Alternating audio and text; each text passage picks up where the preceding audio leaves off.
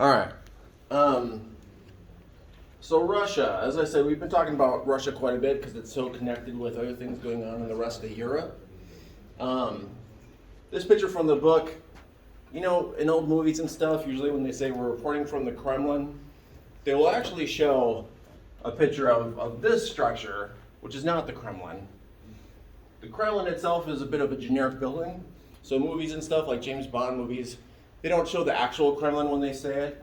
And it's somewhat ironic because this is not an area of leadership within Russia or the Soviet Union.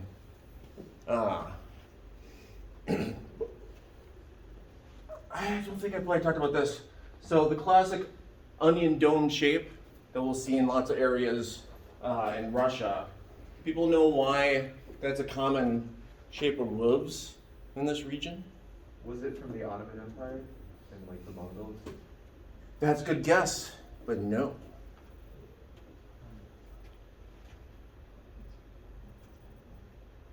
Any other guesses?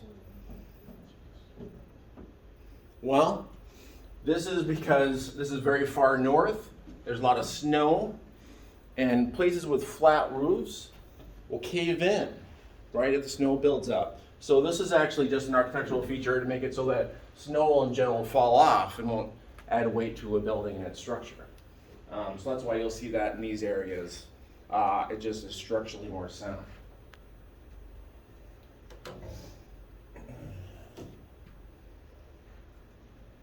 So the Soviet Union, we've talked about the Soviet Union quite a bit already, as I said. I don't want to go over information that I've already talked about. Very large areas you can see compared to the US. So when we're looking at the physical geography of the region, you have kind of the classical European side of Russia. And then you have this natural barrier, the Ural Mountains. And it's not that people haven't traveled back and forth across here. They have. But most of the population to this side of the Ural Mountains are considered more Siberian populations. Much less populated over here in the Siberian area for a number of different reasons. One of which being, well, it's really cold in all of Russia, right? But you know, we live in a cold place. We know you could live in a cold place and make it work. Well, this is extremely cold in this area here. When it's not frozen for half the year, it's all extremely swampy.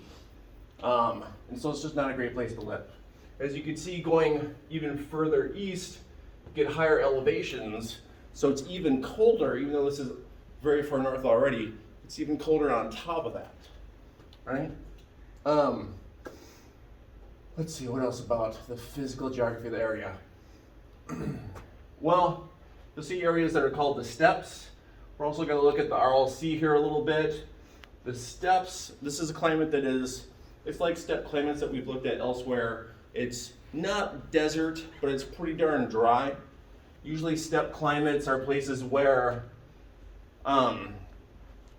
somewhat like the Dust Bowl in the US, where you can irrigate and get some good crops for a few years, but you got to be careful because there's so much evaporation, it will leave behind little particles of salt, and you'll get salt buildup in the soil through time. This has happened a lot with growing of cotton in the region.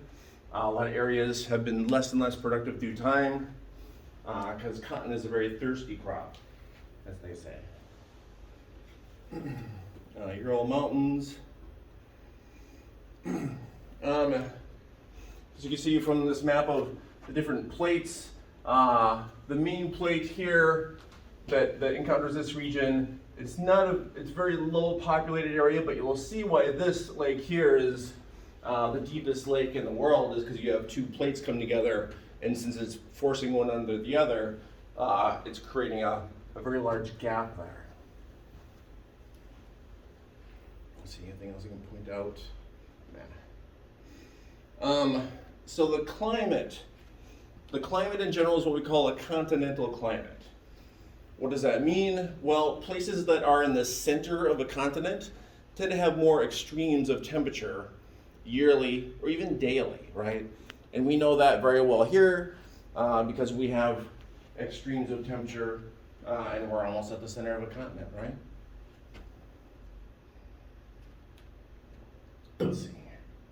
that's the main thing I wanted to say about the overall climate. You can see that, well, as you move over in this area, right, it's still relatively productive. And then when you get further south, you get very different climate regions, right? You get desert, you get steppe, which is near desert. And then this is one of the reasons why this area is, as I said before, there's very low amount of habitation. Not a lot of people live in there. The book talks about how there's a constant high pressure system here. High pressure, well, why would it be high pressure? Very cold. Cold air falls, right? You know that hot air rises because hot air balloons and stuff. Cold air falls because this area is so cold, it always has air coming down out of the atmosphere. When it comes down, it then kind of goes out in these ways the arrows are pointing. But that's what it means when it says it's high pressure system. When it comes to climates, well, they're pretty low productivity. Tundra climates, tundra, right, it gets a little bit of growth for a couple months out of the year. These are the areas that have actually been, in the past couple years, if you read about fires going on in Russia, like large-scale fires, well, that is because a lot of these areas are drying out a bit. With climate change, just a little bit warmer, a little bit more time for it to, well, catch fire randomly. Further south you go, as you can see, it's a bit more productive. You can have more agriculture.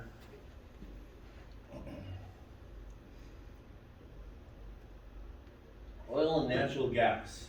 That's some of the main resources in this region, especially natural gas. It has coal and oil as well.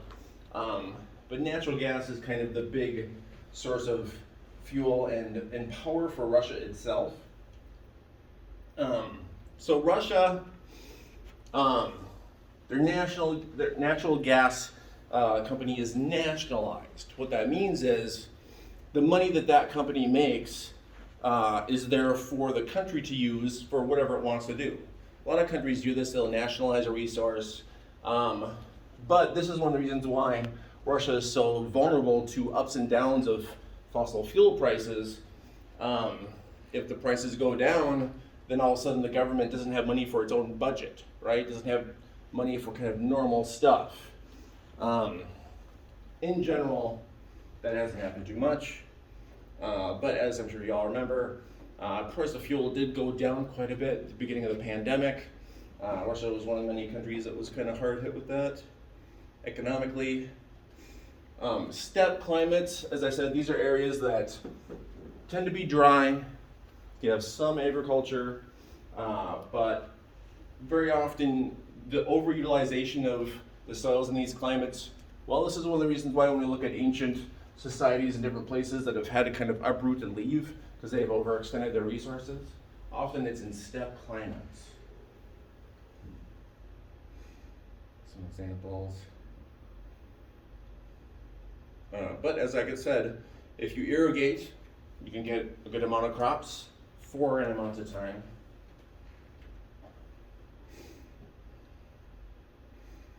Let's see, political map. What else can I point out about the political map? When Japan was kind of at their peak in the 80s, they tried to buy back a number of these islands that Russia basically just took at the end of the Second World War. But Russia didn't really want to sell any. Russia felt like they had really lost out when they sold the U.S. Alaska. And so they don't want to take any risks of repeat of that kind of thing.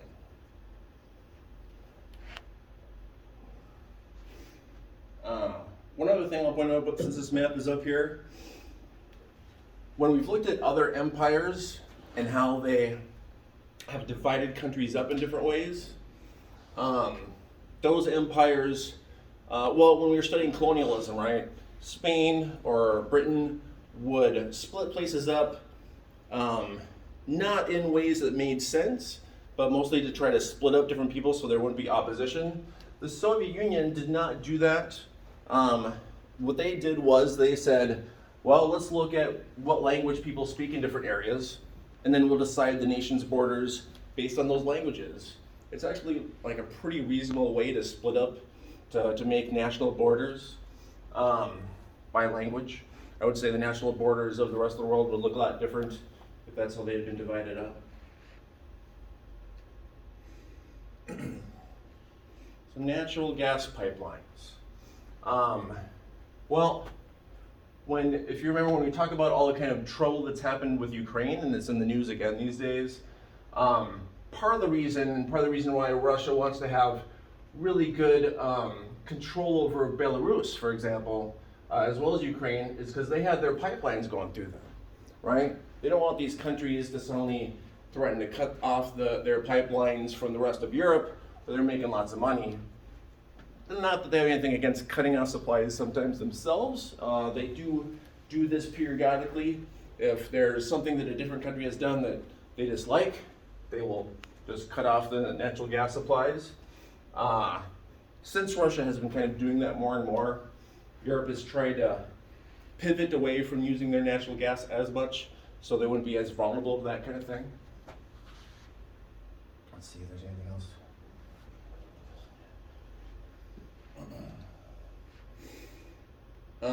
Shale oil.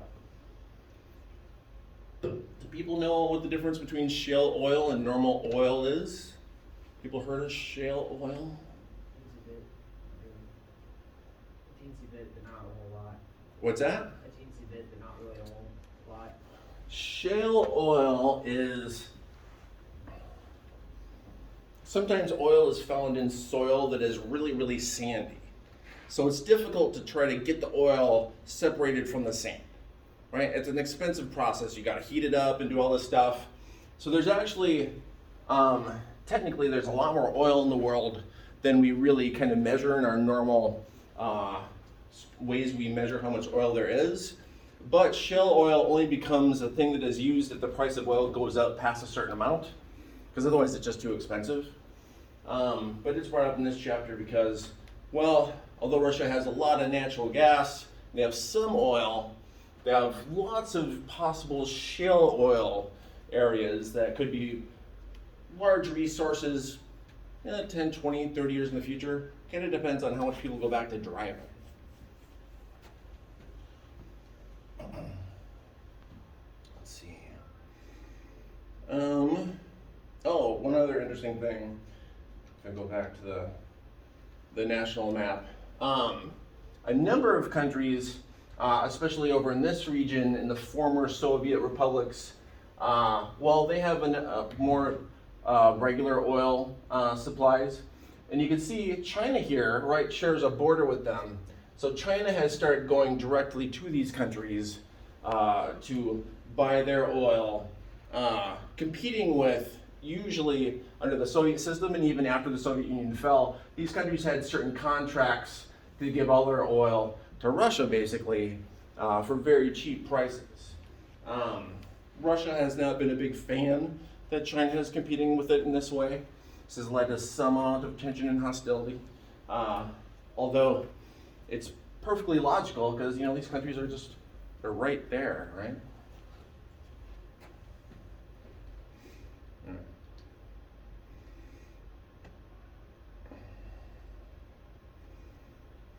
Environmental degradation. So when it comes to environmental laws, you probably already in general know that it's been difficult to get a lot of environmental laws passed in lots of countries, right? Like the US, there's still people who are pushing for different environmental laws. But there are still laws in place. Some of the first environmental laws that happened were just people suing for lowered property values. If you have a company that locates right next to you that is polluting with noxious gas, people would start suing, and so slowly different environmental laws did come into play. Not really strong ones, but like more than zero. In the Soviet Union and communist countries in general, there was no recourse for that. Not only was there no real recourse for that, you couldn't sue, because you'd be suing the government. The government wouldn't let you do that. The government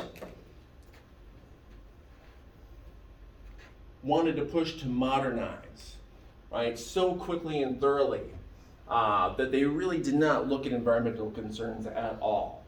So you'd have a lot of pollution in a lot of places. One of the big examples, Chernobyl in Ukraine, a nuclear power plant that went into meltdown. We talked about that last chapter. Desertification in Uzbekistan, basically because the people who were in charge, based in central Moscow, really didn't care about sustainability of people in Uzbekistan. All right, RLC, similar thing. Nuclear testing in Kazakhstan, again, it's because the people who were making the decisions were out of Moscow, and they just didn't consider the people of Kazakhstan as important. All right?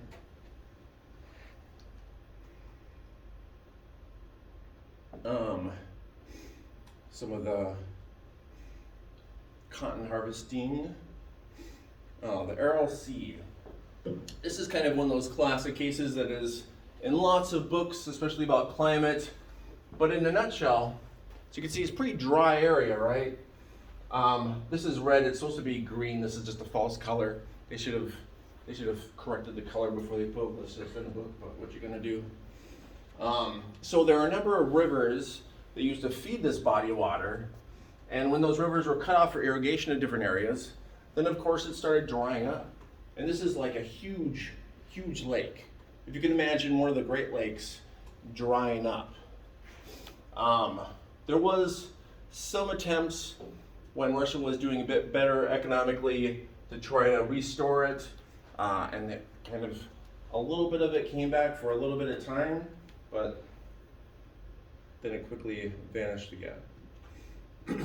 But if you'll see news stories and stuff about this, you'll see these ships that look like they're in the middle of a desert, right? It's because it's a dry region. The whole region is dry without rivers feeding in. Well, there's no water, and what was there quickly evaporated.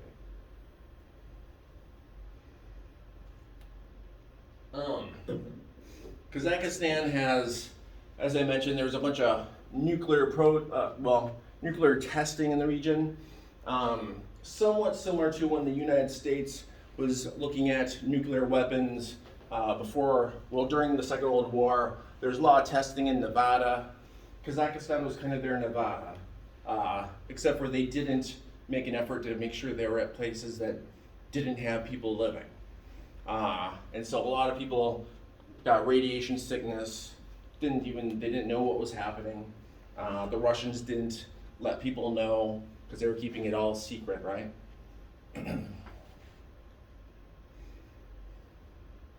I already mentioned a little bit about climate change in the far north. It's kind of interesting because, well, when it comes to winners and losers when it comes to climate change, people in Russia are not really as against climate change as a lot of other places, not just because it's a cold place, but let's see if I can get back to a map actually real quick of Russia.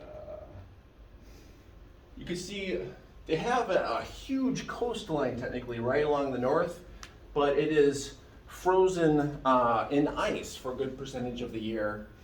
But lately it's becoming ice-free for longer amounts of time. So it's a big shortcut for shipping, but also because there's all those natural resources up here, it's less expensive to ship it out. So that's been like one of the things that Russia has been okay with. And Russia has even started doing undersea ceremonies where they plant a Russian flag and start kind of saying which territories are theirs because they're thinking that there's going to be long-term resources in this region, mining and things like that. All right, going back to where we were. Actually, back on. Let's see, what else? Permafrost, right? This is areas that, although the ground will thaw out and you'll get some grass and whatnot growing, there are areas under the ground that are permafrost that are frozen year round, lots of those areas are thawing out, and if you'll see on the news, sometimes these giant sinkholes appear in places. That's part of what's going on there. It's also causing like mudslides and a lot of kind of instability in the land. It also releases a lot of carbon when this thaws out. Let's see. That's the main things. Religions in the region. Well, it's interesting because, well, it was Russian Orthodox, but then when the communists took over and the state ideology was specifically atheist, and this was primarily because they saw the church as a rival power. And so they wanted the churches to be gone. Since the Soviet Union fell, there's been a bunch of people coming back to religion, sometimes coming back to languages that had been repressed, coming back to customs and things that had been lost through time. Interestingly, although the Russian Orthodox Church was very much persecuted, the countries that were in this area that are mostly Islamic, they were allowed to still practice their religion, but Russia did have specific connections to the leaders of the different religious sects, basically had their loyalty. But that was a bit of an unusual thing for communist countries to do, to allow a religion to kind of stay. A lot of these religious buildings, during the Soviet era, they were changed over to other things, and now they've been kind of brought back sometimes.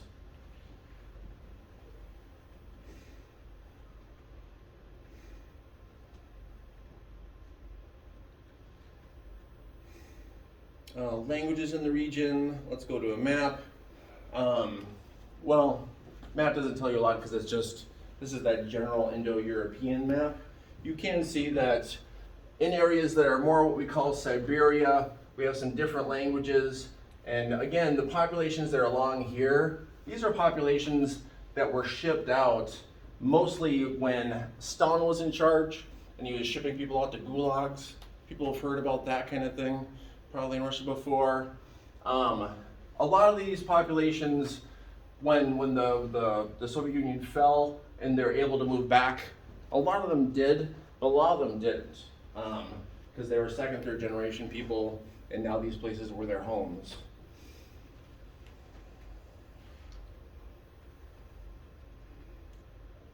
I also talked about Russification a lot. Just a reminder, Russification, what that meant was, although they talked about it being one unified Soviet Union, it was really Russia, and within Russia, Moscow, that was determining the policies. Joseph Stalin, specifically, when he got into power, which is just a couple years after their revolution. Lenin was the main person who was leading the Bolshevik revolution, but he died of mysterious causes shortly after, and Stalin moved in. Stalin was very much in the kind of old, very imperial kind of way of ruling, and he personally felt that his culture, well, the Russian culture, was superior to the other cultures that were in the other Soviet republics, and so everybody should be taught not just Russian, the language, but all the kind of cultural norms, and his plan was that, well, that the other places would become assimilated eventually. And even though it's, the Soviet Union is long past, it's long history, the Russian language is still a bit of a lingua franca in the area where people use it to communicate with each other who are in different areas. Yeah. Didn't the leaders of the Soviet Union occupy Iran's capital, Tehran? There's still like some Soviet influence there. When? I don't know, but like I was reading the last ambassador of Iran to the U.S. died recently, and like there was articles. I was reading about the Soviet influence on Iran during that time, like architecture, government. I could be wrong completely, but I'm not sure. But I feel Well, like they went outside. I mean, the Soviet Union definitely wanted to have influence in Iran. I don't know how strong it really was. Neither. Maybe before the Iranian Revolution, but For sure, but I don't um, think anymore though. no. All right. Keeping on. I just used the term lingua franca, language of trade and business. Very often it's English today in much of the world. Demographics. We talked about how lots of places have falling populations because they have falling birth rates, right? Russia, this is more intensified than lots of other places, especially because you have higher death rates for men due to alcoholism and suicide rates. Let's see, do we have a population pyramid? So the population pyramid, you see a couple different things. One, you could see, well, less males, right? And that's because of this high death rate. Living well. I would say after the Soviet Union fell, especially, it was such a period of instability. People stopped having kids because people were very worried about their future. A lot of people felt hopeless, turned to alcoholism and other things, turned to suicide, and their society is still kind of dealing with the effects of that. But I mean, what it does mean is you don't have a population pyramid that's inverted so much as you see in other European countries, but it's not the best way to have a population equaled out generationally.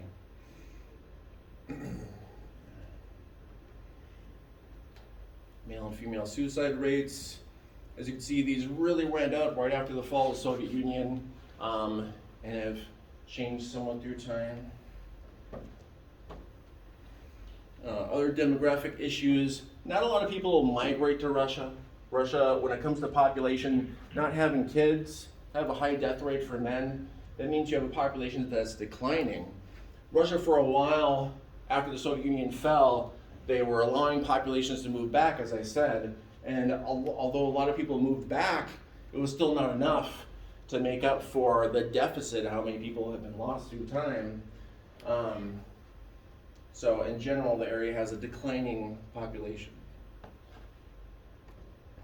Population density, so you can see the densest area might be around Moscow here, but when you get to the Ural Mountains, it really kind of, not to say there isn't people here, because there are cities and there are people, but it's very spread out and low concentrations.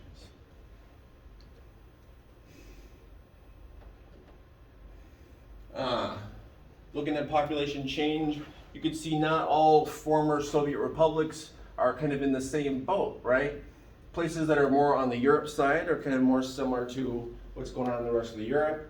But places down here, more in Asia, having higher population increases, higher number of births.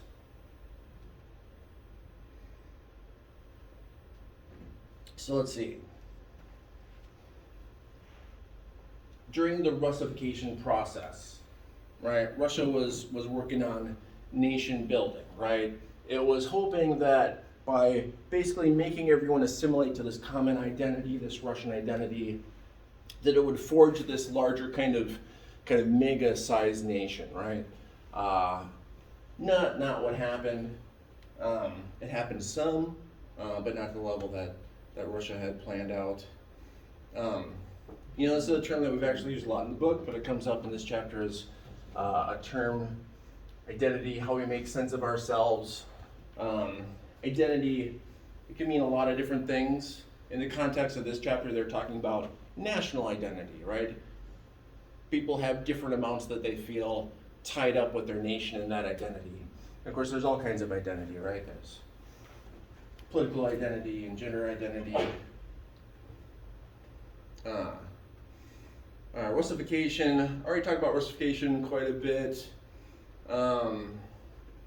I should say that before the Soviet Union became a thing, before it was communist, it was the czars, which is just another name for royalty. The czars were cousins to the royalty of the other European countries. In fact, if you look pictures of them side by side, they looked almost identical to the other royal families. It was kind of a lot of inbreeding among royal families in Europe. Well, during the Tsars, they were also trying Russification. They were doing the same thing. So when they had control of Poland, they made laws so that Polish people could only sell land to Russians, right? So the Russians would slowly kind of take over. Teach in Russian, replacing the Catholic Church with the Russian Orthodox Church. Again, this was during the Tsar period of time.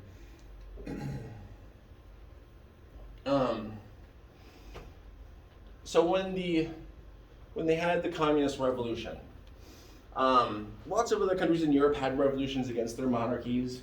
This was similar to that. There were some differences. When the communists took over, they killed the royal family, so there wouldn't be any risk of them coming back to power.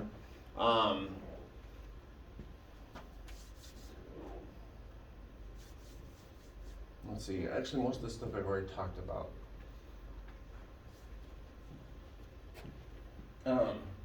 I will just say though that when the Communist Revolution happened, it was against the Tsars, it was against the monarchy, similar to other places in Europe.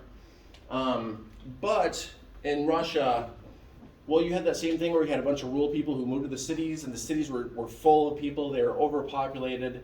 A lot of people were very, very poor. And the businesses there, whereas in the rest of Europe, a number of people had become somewhat prosperous.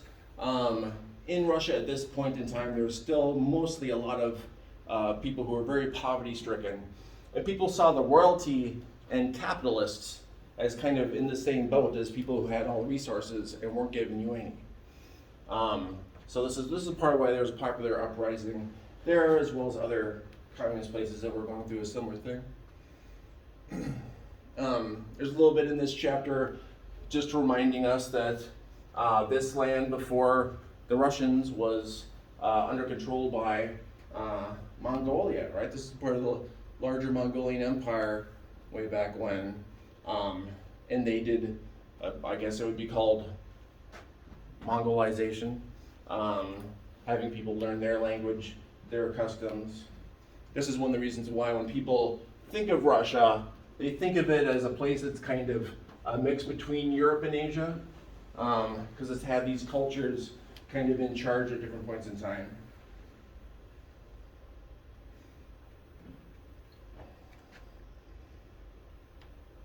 Now the Russian Empire, the Russian people,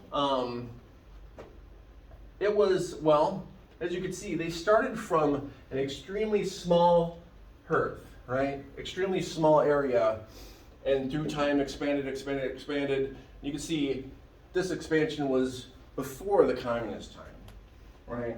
Large expansion to these different areas. Mostly they're going into areas, especially after the Mongolian Empire kind of decayed, they just started taking places that had been ruled by them.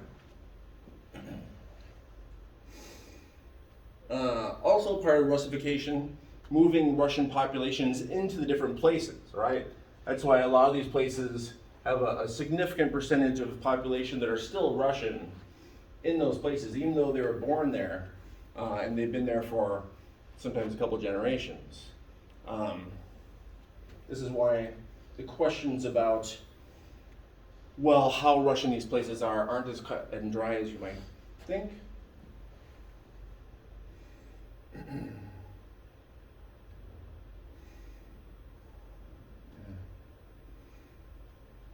I don't know if people have ever been to Canada or countries where they have things in two languages. If you've been to Quebec, that was a thing often in many places where they would have everything in Russian and then also in the local language. Oh, I talked about the Bolshevik Revolution. Well, talk about Stalin a little bit. Joseph Stalin. It's not the name he was born with. He chose, Stalin means steel. And so it's as if you became a political figure and you're like, my name's going to be Joe Steele now because I'm that tough. That's what he did. He literally named himself Joseph Stalin. Well, when he came into power, he started a lot of repression, right? An example, a huge famine in Ukraine where the communists took all the agriculture that was produced, all of it, so locals died. There's about 1.5 million people starved to death, 1932, 33. Lots of different places that Stalin felt were not loyal enough. He would kind of put through mass starvations. And then places where the populations were smaller amounts that he felt were not loyal to him, if he didn't have them killed off, which he often did, he'd have them sent out to gulags, and that's all along that border there that he sent people out to. It was very effective. People were too terrified to really go against him. But you could see upwards of 30 million people through his different purges. They call it different purges because it was a number of years that he had power and control. It's interesting because when he died, Russia went through a thing where they specifically tried to distance themselves from the things Stalin had done because none of the stuff had been kept secret. It got out to the whole world that he did these things that killed a lot of people. So Khrushchev, who was I think the first leader after him, who had been a big victorious general during the Second World War, so he had a lot of power. He specifically came out against Stalin, said the country needed to move beyond Stalinization.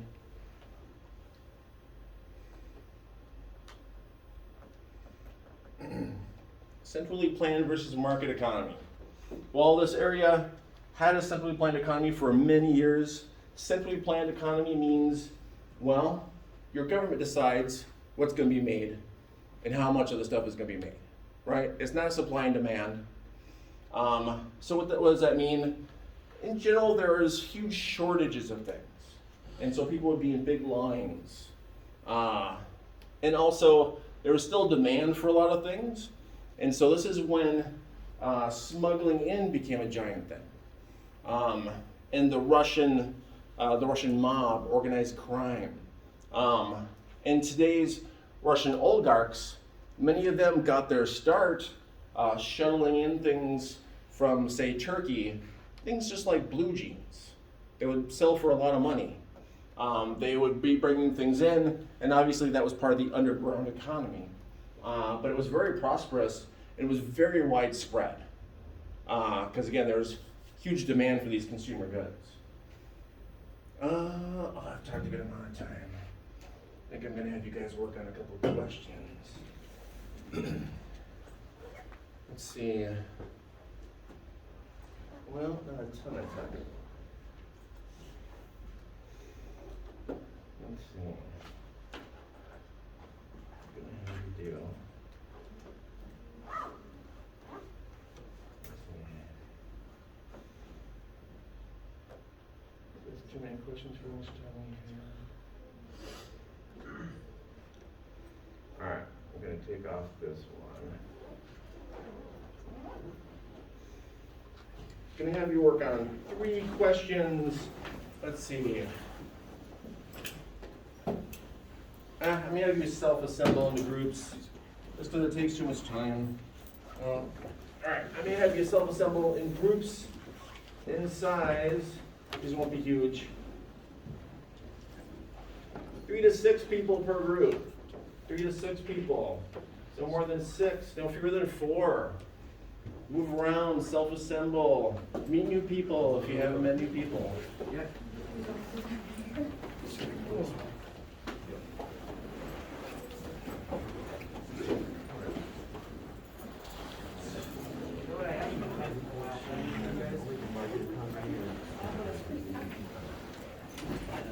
You're off on an island. You want All right, yeah. They're in the book, so.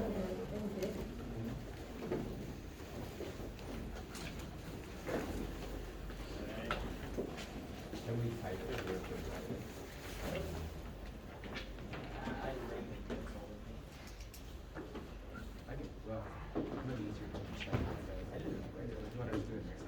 Yeah, I'll just do it next week. Okay. Sorry about that. Yeah, I'll I can write it. I'll do it next time. You got it? I'm a horrible writer.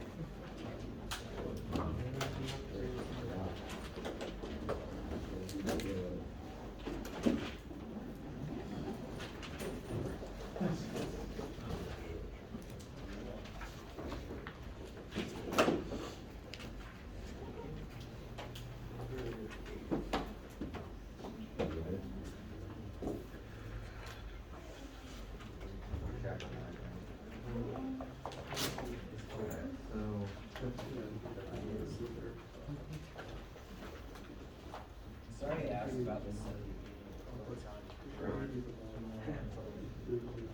I got a lot of friends from Iran, but I'd rather not ask them because it'd be a sensitive topic.